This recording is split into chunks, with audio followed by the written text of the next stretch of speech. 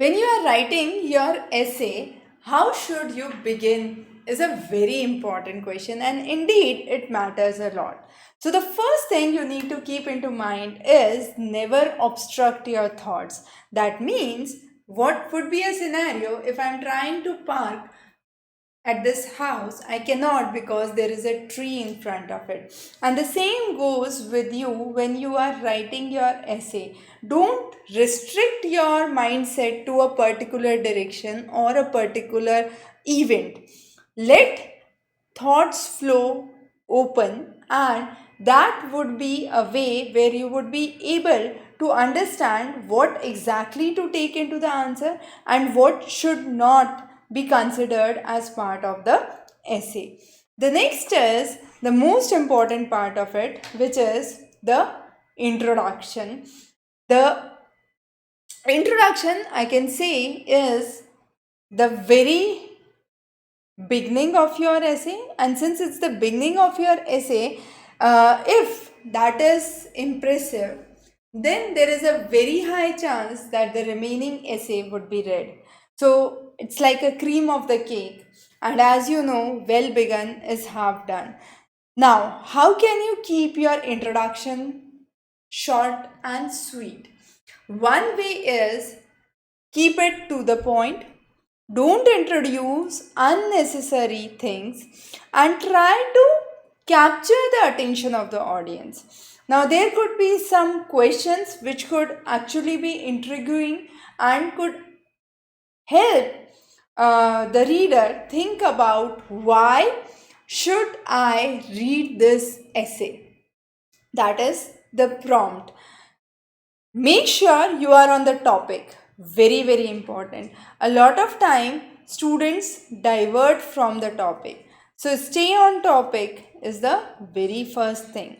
Then whatever you want to prove your point, be it against the issue, for the issue, or a kind of neutral aspect, it should be emphatic. That means your point should be well proved. Another important thing is reader knows very well that you are answering it. So what you are answering should be very, very direct in nature. There are various ways in which the introductory concept can be brought. Now, you can state a position, you can interpret some statements, you can introduce the main idea, you can question or challenge the reader. So, there are various ways under which you can start your answer. Today, we would be talking about 5 such different ways in which you can start the answer. But before that, one very important thing is your answer should be coherent with the main essay. That means if I want to get down from this house, I follow the stairs and I reach here. Now this is nowhere in the middle. I'm not down the building and I am not on any floor specifically, right? So that should not be the case. Your introduction, the body, and the conclusion of the essay should be well tied, right? So those should be well tied, well knitted with one another. So let's talk about 5 different ways in which you can start your introduction. First, it can be a historical case study where you can bring in the history. This was the scene in the past, and then start the topic. Now, these topics can include either a biographical sketch or talking about some freedom fighters, the role of independence, and so on, right?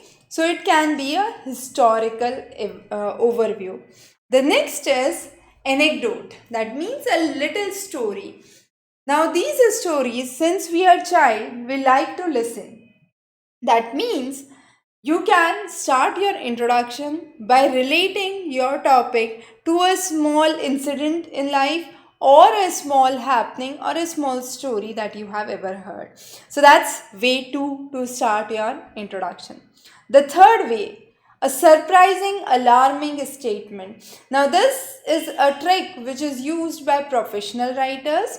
Now, here you can actually bring in a critical comment. A comment which actually does not directly reveal what you are trying to say, but it is a critical mark. For example, you want to write on corruption.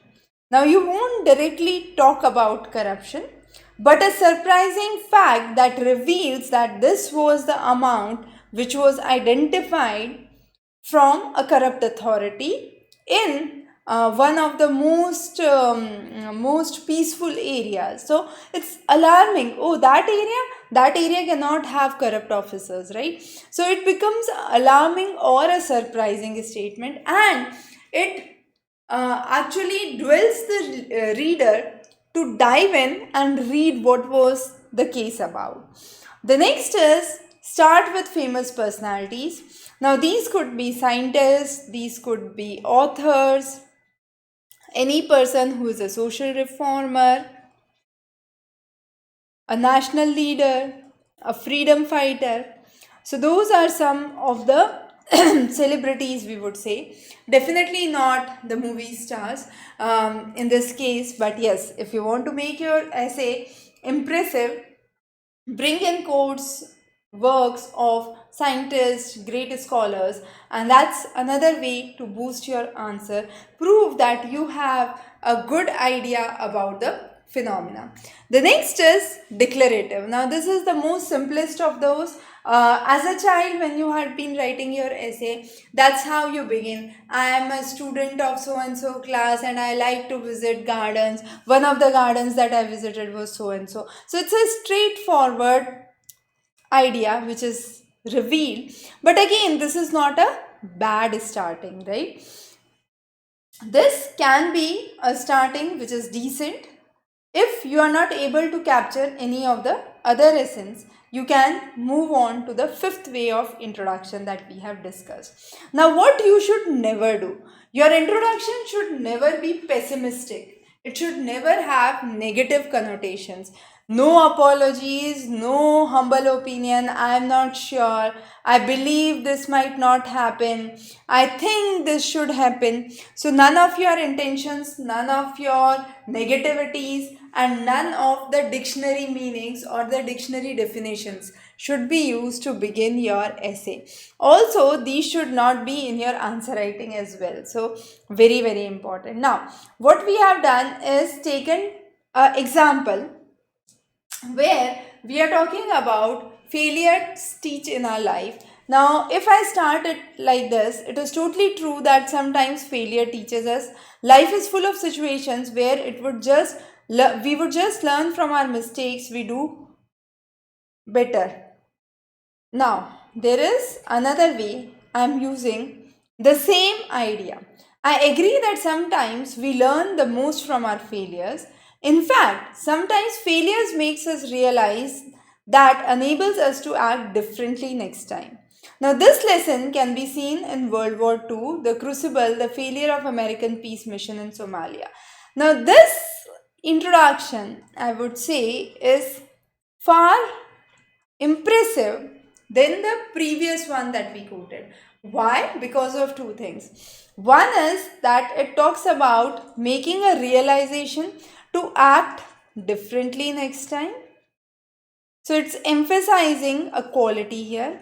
And the second is it's laying down great examples from history. So it has the first idea of historical overview. Now I could also start my introduction just taking the example of World War II in the form of a short story where we learn that the disasters that happened during the World War II should not happen in the near future.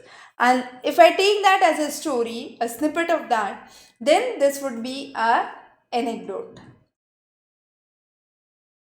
Right? So, how we begin with an answer is really important, and that matters a lot when you are bringing your essays. Now, over the last few years, we have seen that in UPSC, a lot of philosophical topics are asked. To help you prepare with those philosophical topics, all those topics, the sample writings, are available in the link below. And also, with those sample essays, in some cases, we have introduced different ways of writing the same essay. So, you can yourself read the 2-3 different essays on the same topic and understand which one would be the one that you would like the most, or you can also absorb topics and ideas from all three and try to create a innovative approach for essay writing. So wish you very good luck and thanks for joining in today.